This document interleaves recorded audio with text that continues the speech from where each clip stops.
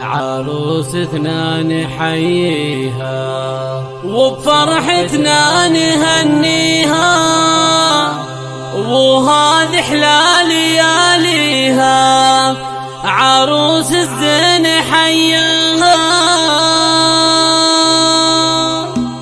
عروستنا نحييها وبفرحتها نهنيها، وهذه احلى لياليها عروس الزين حياها. عروس الزين حياها بالطرحة مع الفستان، وهات الورد والريحان، وعليها نذكر الرحمن وعرف الله محياها.